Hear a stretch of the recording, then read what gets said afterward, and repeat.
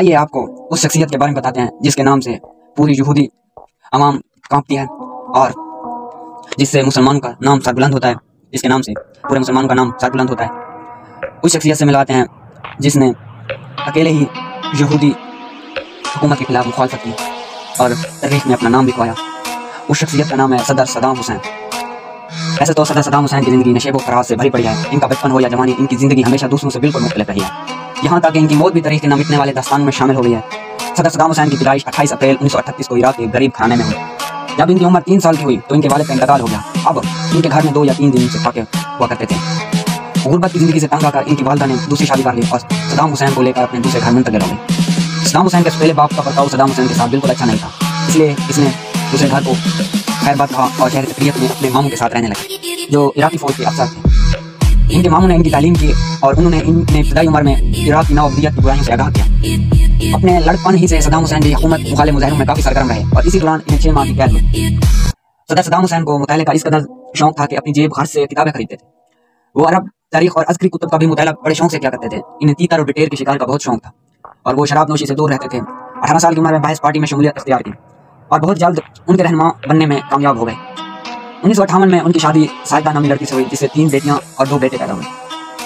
अब इनकी शादी को सिर्फ 4 माह ही गुजरे थे, इराक से बरतानी नौबदियत हुकूमत का तख्ता उलट गया, जिसकी वजह से पूरे मुल्क में पुरतशद्दुद इंतशार का माहौल पैदा हो गया। मगर सदाम हुसैन के लिए ये वक्त बहुत ही अहम तरीन साबित हुआ, क्योंकि ये वो वक्त था जब सदाम हुसैन को तारीख के वक्त पलटने में अपना नाम दर्ज करना था।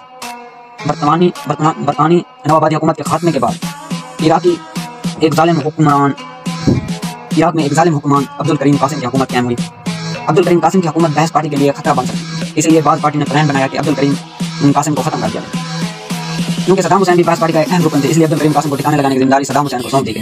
इसी तरह सदाम हुसैन को तरह तरह के हथियार कार चलाने और निशान चलाने की ट्रेनिंग भी दी गई। 1968 में सदाम हुसैन ने 4 लोगों की टीम बनाई और अब्दुल करीम कासिम पर हमला कर दिया। 2 गोलियां अब्दुल करीम कासिम के सीने पर लगी और वो मौके पर मार गया। सदाम हुसैन को भी टांग में एक गोली लगी और वो मौके वादिया से फरार होने में कामयाब हो गए और बाद में सदाम हुसैन को किसी न किसी तरह इराक से बाहर भेज दिया गया।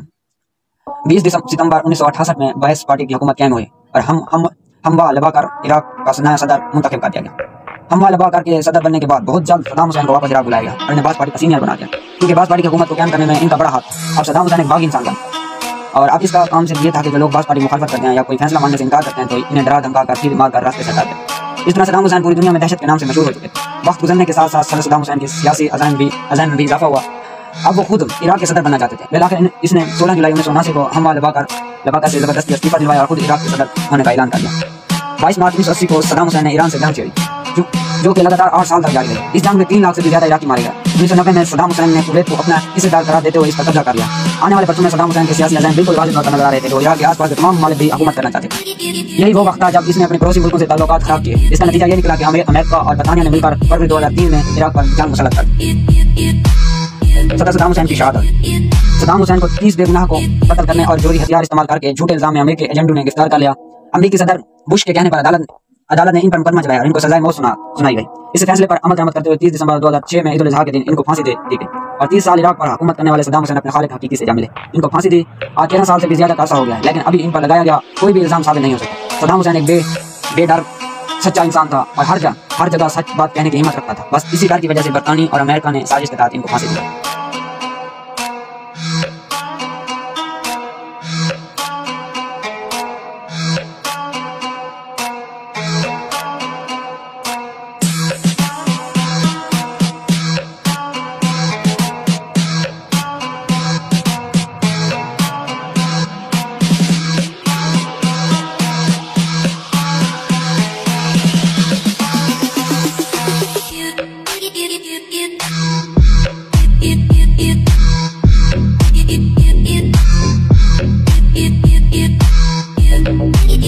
it